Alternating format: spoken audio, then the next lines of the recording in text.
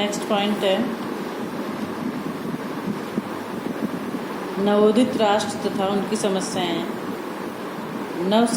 स्वतंत्रता प्राप्त राष्ट्रों की विशिष्ट आर्थिक, सामाजिक, सांस्कृतिक एवं राजनीतिक परिस्थितियों तथा समस्याओं ने उनकी उन्नति हेतु अनेक चुनौतियां प्रस्तुत की। विकासशील राष्ट्रों की प्रशासनिक व्यवस्थाओं ने इन समस्याओं का अनुभव किया। राष्ट्रों को निर्धनता की रेखा से निकालकर संपन्न बनाने हेतु प्रशासन पर विशिष्ट दायित्व आ गए तथा इनके निर्वाह हेतु सरकार को परोक्ष एवं प्रत्यक्ष रूपों में अर्थव्यवस्था को प्रभावित करना आवश्यक था।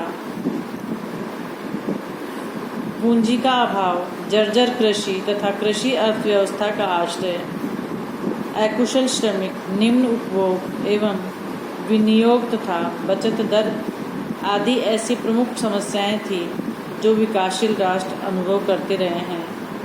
इन समस्याओं को हल करने के संदर्भ में वहाँ के प्रशासनिक तंत्र विशेषतः अधिक अकुशल होते हैं, जो एक अतिरिक्त संकट होता है। इन स्थितियों में यह दायित्व सरकार पर ही आ जाता है। राष्ट्र को पिछड़ेपन की स्थिति से मुक्ति दिलवाएं एवं विकास को गति प्रदान करें, जिससे राष्ट्र का विकास हो सके, राष्ट्र गरीबी रेखा से निकलकर विकासशील देशों की श्रेणी में, विकसित देशों की श्रेणी में आ सके। नेक्स्ट पॉइंट है उभरता राष्ट्रवाद। जर्मन अर्थशास्त्री फ्रेडरिक लिस्ट ने संरक्षणवाद का सिद्धांत दिया, जो मूलतः तार्किक राष्ट्रवाद का प्रतीक कहा जा सकता है। लिस्ट की मान्यता थी कि यदि अल्प विकसित देशों को विकसित उद्योगों से खुली प्रतियोगिता करनी पड़े तो वे कभी भी जीवित नहीं रह सकेंगे। यह तर्क उन्होंने इंग्लैंड तथा जर्मनी के मध्य स्वतंत्र व्यापार के संदर्भ में दिया।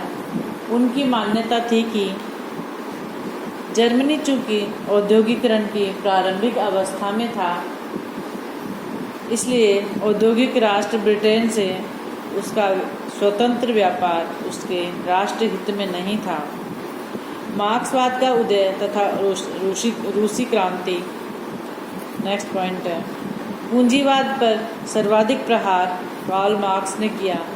पूंजीवाद अर्थतंत्र की अनेक सीमाओं को संकेत करने के अतिरिक्त मार्क्स ने इसे शोषण का मूल कारण बतलाया। वास्तव में मार्क्स का योगदान मात्र पूंजीवाद की आलोचना नहीं है, अपितु इसके विकल्प में दूसरी अर्थव्यवस्था के प्रारूप को वैज्ञानिक आधार पर स्पष्टता देना है।